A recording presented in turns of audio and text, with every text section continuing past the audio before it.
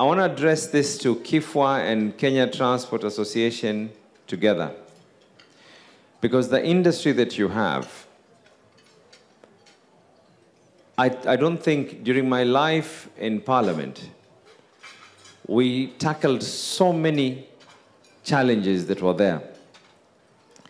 And the last one, you know, the elephant in the room, that notion of Regesheni Port, Mombasa, has now been tied down to only one thing, which, by the way, is unconstitutional, and your county government will be fighting this to the highest level of courts.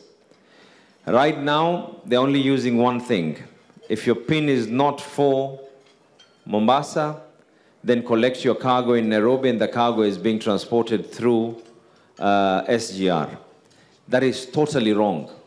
And I gave an example today. I hold an identity card from Kibera in Nairobi. Don't ask me how my ID is from Kibera. But my identity card is from Kibera. But I became a member of parliament from Vita constituency for 10 years. And right now I'm the governor-elect, and I intend to be the governor for another 10 years. It does not mean just because someone registered their PIN in Nairobi, it gives no institution the right to direct and force cargo to be collected at certain areas. That is totally wrong. In fact, in my last weeks of parliament, that is the issue that I was actually trying to fight. Parliament went on recess.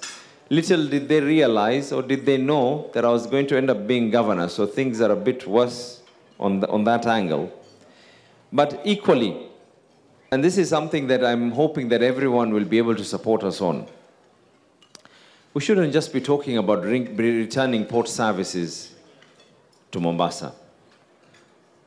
We need to start the discussion of having a stake in the port of Mombasa. That is the discussion that we need to have. Just like any other port city in the world, that is the discussion that we need to start engaging with. I know there were discussions in the previous regimes where there was the issue of $1 a ton. That is something even totally different.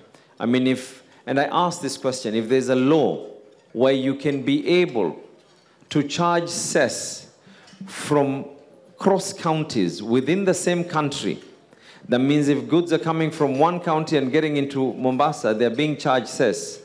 And I tend to wonder, why can't we have a minimal charge, minimal enough that if it is spread out and thinly spread out, no one is going to feel the direct impact on it. If we can be able to charge cess on goods that are coming in from Kilifi, then goods that are coming in from Kirinyaga or wherever else, what is there to stop us from engaging an element that we need to have a stake in the port of Mombasa? These are the conversations that we now need to start having going forward. This is the direction. This is the thinking that I am looking at.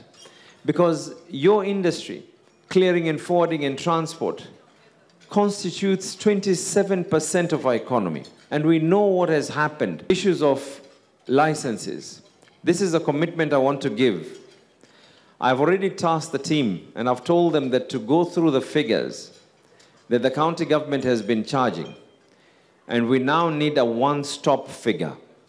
That means you just pay for one fee. You don't have to start paying for a fee for health, and then you're paying another fee for fire, and you're paying another fee for trade license, and another fee for this, and another fee for this.